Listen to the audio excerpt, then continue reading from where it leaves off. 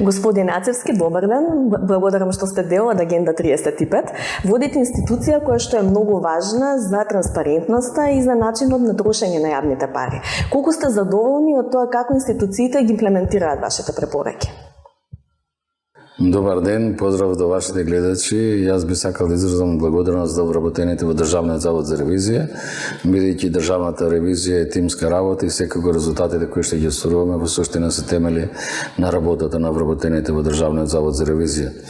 Секоја ревизија за која што се припрема конечен ревизорски извештај содржа одредени препораки кои што се однесуваат на субјектите предмет на ревизија, но во исто време се однесуваат и на други надлежни органи кои што треба да преземат мерки по дадените препораки. Ако направиме анализа од она што значи годишен извештај за работењето на Државниот завод за ревизија во текот на 2020, 2021 и на новиот извештај за работењето на Државниот завод за ревизија за 2022 година, ќе се констатираме дека степенот на преземени мерки по дадените препораки изнесува над 80%, што сепак представува висок степен на преземени мерки по дадените препораки, висок степен на преземени мерки по дадените препораки, што во суштина додава една додадена вредност од самата извршена ревизија. Минатата недела беше комисиската расправа за ужасниот скандал со клиниката на онкологија. Вие таму кажавте нешто што навистина ми го привлече вниманието, а се однесува на политичката одговорност како концепт. Рековте дека таа е залудна доколку нема на крај функционален систем кој што навреме ќе испорача услуга или грижа за граѓаните. Како да се создаде овој функционален систем и како институциите да можат да ги испорачаат овие услуги? Што впрочем значи мојата порака. Неоспорно е за утврдување на политичката одговорност. Меѓутоа ние како систем, како држава, треба да се трудиме да обезбедиме средства за задоволување на потребите на пациентите кои што им е потребна таа биолошка терапија. Бидејќи ирелевантна е политичката одговорност, а како држава не обезбедиме потребната количина за биолошка терапија на сите пациенти кои што им е потребна. Остварев телефонски разговор со директорката на клиниката кој што во овој момент раководи со клиниката. Сакав да ги расчистиме различните видувања во однос на што значи потребни средства за биолошката терапија или тој фамозен условен буџет за нарачка на тие медикаменти кои што не се на позитивната листа, и мора да признаеме дека во државата континуирано бројот на заболени од малегни заболувања се зголемува. Аналогно на тоа, потребните средства за набавка на биолошка терапија во континуитет ќе се зголемува. Мора да го поздравиме тој чин на државата што одвојува повисок износ на средства, но мора како општество, како држава и како надлежни институции да се залагаме нивото на потребни средства да биде на она ниво во кое што во суштина треба да се обезбеди биолошка терапија на сите оние пациенти кои што им е потребно. За жал, во преходниот период имаме констатирано состојби во кои што отсуствуваат одредени правила и политики на начинот на доделување на таа биолошка терапија. За жал, имаме узурпација или да речеме монополска позиција, каде што само две лица одлучувале наместо да одлучува стручниот колегиум. Известен сум од директорката и од тоа го пишува и повратните информации доставени до Државниот завод за ревизија, дека се преземени мерки за драфтирање на одредени политики и мерки и патокази на начинот на доделување на таа биолошка терапија. Меѓутоа се уште тие не се официјални, бидејќи постои одредена процедура и правила на постапување како се носат тие политики, а и во исто време известен сум дека наместо досегашната пракса воспоставен е нов начин во кој што имаме стручен колегиум, односно конзулиарно мислење, каде што одлучуваат повеќе лица за тоа кој треба се да ја прима таа биолошка терапија. Да, можеби на починатите или на нивните семејства политичката одговорност нема многу да им биде утеха, но колку е важен концептот на одговорноста и казнивоста за да оние следни раководни лица кои што ќе дојдат на тоа место или следните власти знаат дека не може да помине наказнато било каква злоупотреба. Одговорноста е многу значајна. не ја понижуваме, ниту не ја занемаруваме. Ако ја погледнете дефиницијата за корупцијата, согласно декларацијата на УНДОК на Обединетите нации, значи монополот плюс дискреционите властувања минус неодговорноста е еднакво на корупција. Тоа значи дека мора да постои одговорност, мора да се утврдат чинителите кои што ги злоупотребиле своите позиции, кои што невозможеле сите условно кажано сомнежи кои што доведуваат во јавноста за сето оваа состојба и мора да има епилог целокупната состојба. Меѓутоа велам, тоа е условно кажано дека сепак за пациентите како држава, како институции треба да се грижиме да обезбедиме доволно средства за да добие секој нешто што му е потребно. Не само онколошката терапија, може да забележите сведоци сме дека имаме континуирано побарување и на пациентите кои што се заболени од диабетис, кои што исто така имаат одредени проблеми. Потоа имаме пациенти кои имаат ретки болести и така натаму, кои што имаше одредени побарувања во јавноста и се уште искажуваат очекување дека државата ќе ги задоволи нивните потреби. Основен проблем кој што ние години назад, тоа може да се навратите и од 2008, 2009, 2012, 2017, 2019 и така натаму, постојано укажуваме дека Министерството за здравство подготвува одредени годишни програми согласно одредбите на Закон за здравствена заштита, ги да доставува до владата и тие од страна на владата се усвојуваат и понатаму се препраќаат на имплементација кои одредени јавни здравствени установи. Но што е клучното прашање? Имаме утврдено поголем број на активности без да се обезбедат потребните средства. Во такви услови, во кои што не се обезбедуваат доволно финансиски средства за имплементација на активностите пропишани со таквите годишни програми согласно одредбите на Закон за здравствена заштита, ние и понатаму како држава го продолжуваме јазот на негативни финансиски резултати на работењето на јавните здравствени установи, на создавање на оврски кон правните субјекти кои што ги дистрибуираат потребните лекови и медицински материјали, а со тоа и создавање на дополнителни трошоци на камати, судски трошоци и така натаму и на крајот понеквалитетни здравствени услуги кон граѓаните. Затоа велиме дека крајно време е дека треба да се размисли за начинот на структурирање на таквите годишни програми, за начинот на структурирање и обемот на активностите кои што треба да се направат, но во исто време да се обезбедат потребни финансиски средства за вистинска имплементација на таквите активности. Но не се сите институции нефункционални. Вашата институција, например, важи за функционални и како таква е призната и дома и надвор. Колку се важни телата како вашето, вклучително и Државната комисија за спречување на корупцијата, за една демократија и за доброто владење? Не само регулаторните тела, сите институции во јавниот сектор во суштина мора да обезбедиме непречено функционирање и извршување на со закон надлежностите и мора да покажеме еден висок степен на ориентираност кон граѓаните.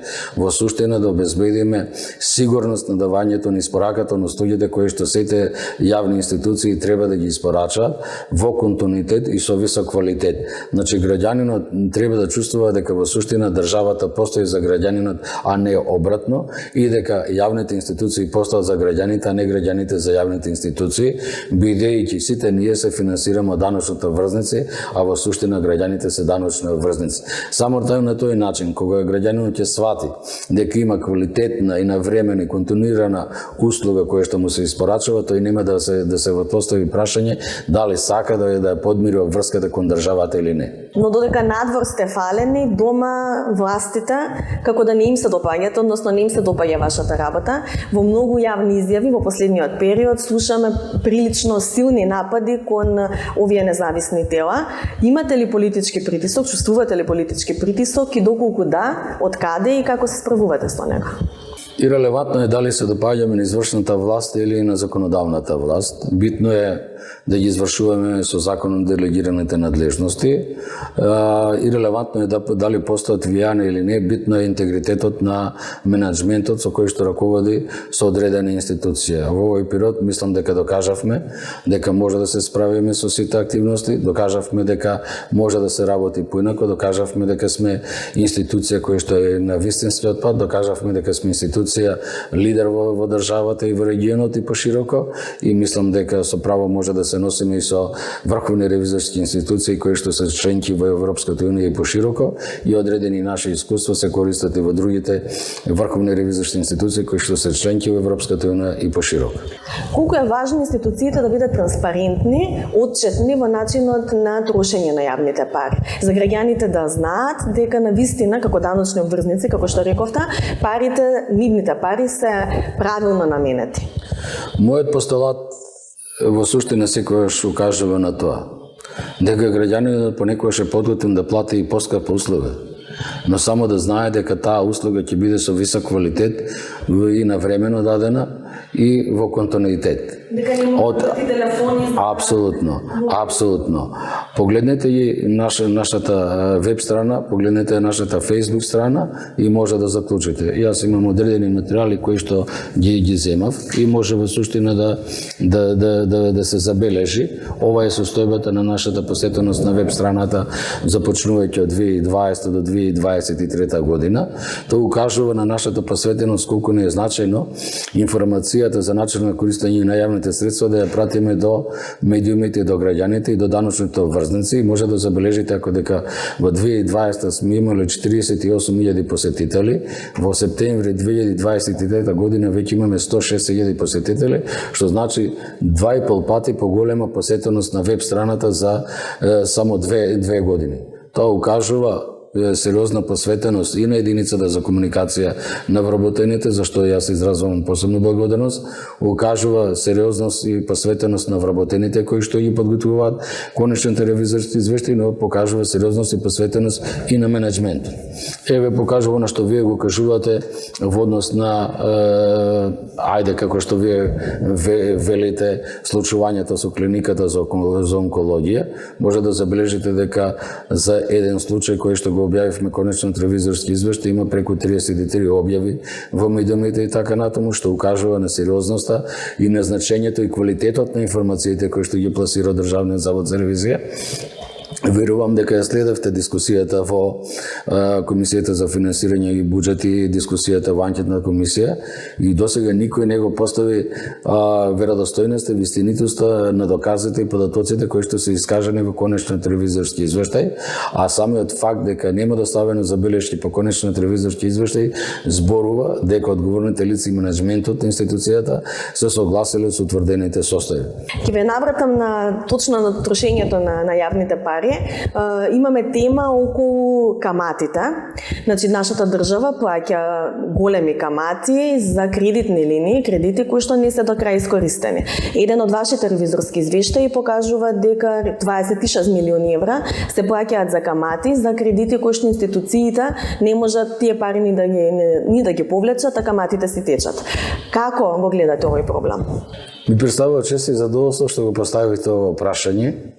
Бидејќи да бидам искрен, ова прашање заслужува повеќе внимание од колку платите на функционерите.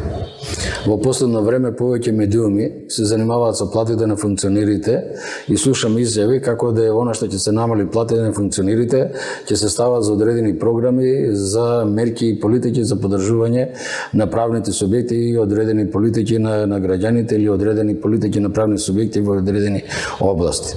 За жал, во содржината на конечниот ревизорски извештај за извршената ревизија на буџетот на државата имаме констатирано дека државата во овој период, односно заклучно со 2023 година, има платено преку 26 милиона 238.200 евра за платени камати, трошоци за неповлечени кредити од 12 институции кои биле предмет на ревизија.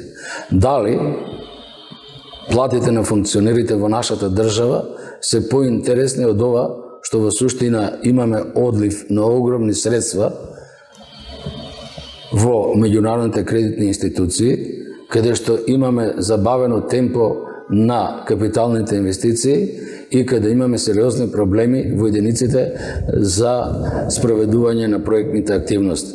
Значи, пред вие да реагирате во тој ревизорски извештај, практично никој не забележал дека толкова сума на пари плаќаме за камати, за џабе? Може би забележал, меѓутоа тоа не беше соопштено во јавноста. Ревизорскиот извештај кој што се однесуваше на капиталните инвестиции беше доставен и до Генералниот секретаријат на владата, до сите надлежни институции, но и до подпредседателот задолжен за добро управување господјата Славица Грковска. Во нивна заедничка координација и со кабинетот на подпредседателката и со вработените кои што работеа на овој конечен ревизорски извештај и дел од менаџментот кој што е присутен во Државниот завод за ревизија се подготви посебна информација за начин на користење на овие средства и врз основа на таквата информација владата донесе заклучок во кој што е констатирани се 17 заклучоци и се задолжени конкретни институции, вклучувајќи во кабинетот на председателот на владата, за да се преземат конкретни активности за надминување на наведената состојба. И велам дека крајно време и надлежните органи и одредени синдикални организации и одредени други невладени организации да се занимаваат со круцијалните прашања во државата, а не со парцијални решенија. Се до тоа упатува дека во суштина ако сакаме да ги решиме одредени проблеми, треба да се проучуваат ревизорските извештаи, треба да се проучуваат предлог законите кои што во суштина ќе создадат подеднакви услови. Да бидеме сосема јасни и разбирливи. Еднаш за секојаш во нашата држава мора да се создаде систем на вреднување на трудот и она што значи барање уравниловка на вреднувањето на трудот ќе донесе поголема состојба која што се наоѓаме во денешни услови, односно и оние вработени кои што работат честно и професионално ќе ги натераме сакали не да не работат и да не ги даваат очекуваните резултати. Со еден збор, доста е веќе од барање на подеднакво покачување на платите, него треба да создадеме систем на мерит вредност, односно систем на вреднување на трудот. Секој колку што ќе вложи и колку ќе даде резултати, толку треба да добие на први. Моето последно прашање е за скрининг процесот. Во моментов се одвива, вие и вашата институција често пати сте во Брисел. Како гледате на овој скрининг процес и колку практично ви помага во вашата работа? Видете, се до тоа е добра активност, меѓутоа понекогаш сум изненаден и од меѓународниот фактор. И јас често пати зборувам и немам намера да се воздржам од тоа што го мислам. Во скрининг процесот има одредени барања кои што се бараат да се исполнат од Државниот завод за ревизија. Најновото барање е во суштина да се изврши ревизија на сите единици на локална самоуправа и градот Скопје, тоа е 81, и да се изврши ревизија на сите јавни предпријатија на централно локално ниво и на сите акционерски друштва во државна сопственост. Тоа е барање кое што се држано во скрининг процесот. Од друга страна, во текот на вчерашниот ден има изјава од експертите ангажирани од Европската унија во која што кажува дека тоа е невозможна мисија, па вие подгответе одговор, ви кажете дека не може да го исполните тоа и дека не е целисходно и така натаму. Таквите диаметрални ставови јас не можам да ги разберам и не се разбирливи кога доаѓаат од иста институција. Или треба да го направиме тоа, и државата наша треба да преземе активности, да даде доволно човечки ресурси за сето тоа, да даде доволно финансиски средства и да даде доволен рок. Јас ми требаше една недела да се убедувам со надлежното министерство дека тоа не може да биде во 2025 година, бидејќи сакаа да го стават како рок во 2025 година, барав да биде тоа 2030 година, бидејќи ниту ревизор, ниту инспектор, ниту внатрешен ревизор, ниту сметководител не се создава за една година. Тоа се професии кои што се градат и треба искуство. Секој нешто мисли дека за една ноќ или за една година ќе создаде услови да бидат обучени ревизори, дека ќе ги офатиме сите општини и градот Скопје и сите јавни предпријатија со постојниот број, се лажа. Односно, не ја кажува вистината, има погрешна представа или не знае што значи државна ревизија. Ви благодарам за пораките, се надевам дека оваа порака ќе биде примена следветно таму каде што треба и благодарам за интервјуто. Ви благодарам вам и ми беше чест и задоволство.